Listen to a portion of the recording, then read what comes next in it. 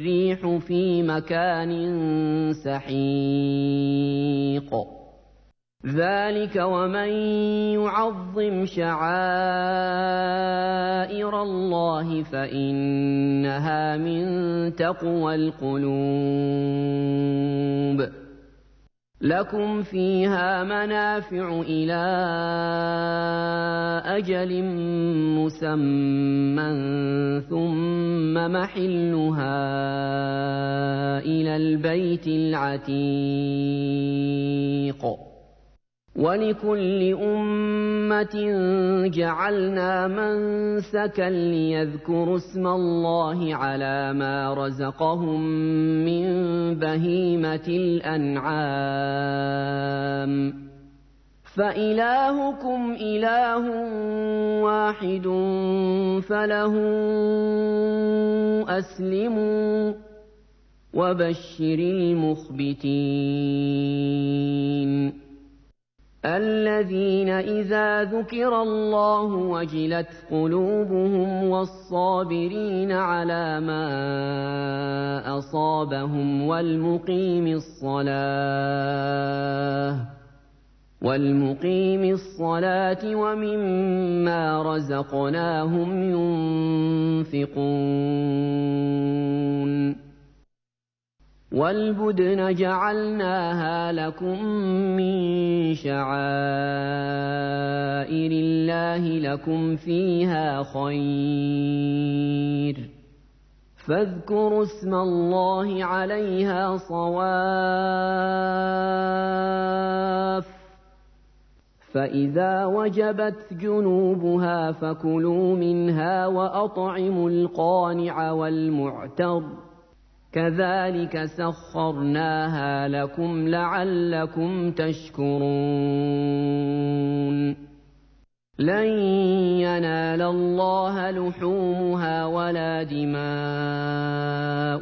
ولكن يناله التقوى منكم كذلك سخرها لكم لتكبروا الله على ما هداكم وبشر المحسنين إن الله يدافع عن الذين آمنوا إن الله لا يحب كل خوان كفور أذن للذين يقاتلون بأنهم ظلموا وإن الله على نصرهم لقدير الذين أخرجوا من ديارهم بغير حق إلا أن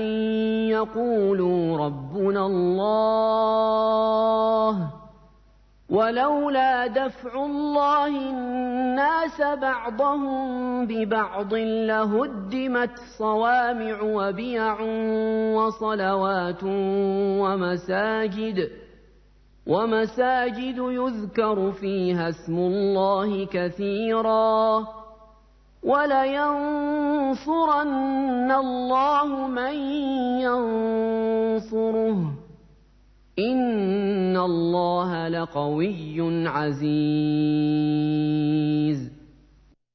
الذين إن مكناهم في الأرض أقاموا الصلاة وآتوا الزكاة وأمروا بالمعروف ونهوا عن المنكر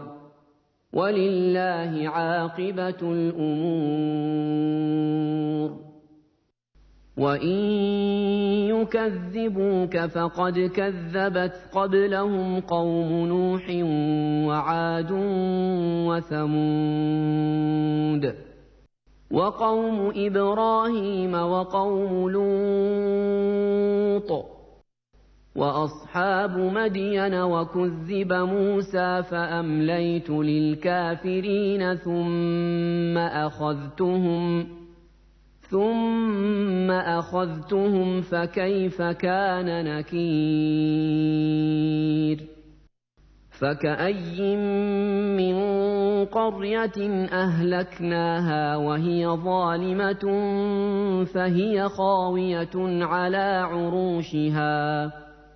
فهي خاوية على عروشها وبئر معطلة وقصر مشيد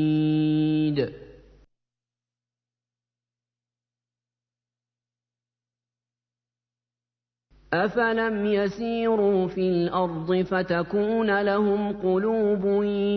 يعقلون بها أو آذان يسمعون بها فإنها لا تعمى الأبصار ولكن تعمى القلوب التي في الصدور ويستعجلونك بالعذاب ولن يخلف الله وعده وإن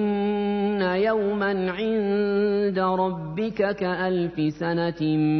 مما تعدون وكأي من قرية أمليت لها وهي ظالمة ثم أخذتها وإلي المصير قل يا أيها الناس إنما أنا لكم نذير مبين فالذين آمنوا وعملوا الصالحات لهم مغفرة ورزق كريم والذين سعوا في آياتنا معاجزين أولئك أصحاب الجحيم وما أرسلنا من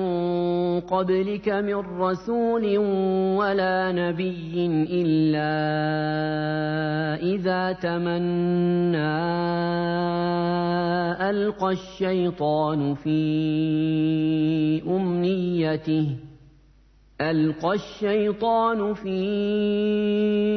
أمنيته فينسخ الله ما يلقي الشيطان ثم يحكم الله آياته والله عليم حكيم ليجعل ما يلقي الشيطان فتنة للذين في قلوبهم مرض والقاسية قلوبهم وإن الظالمين لفي شقاق بعيد وليعلم الذين أوتوا العلم أنه الحق من ربك فيؤمنوا به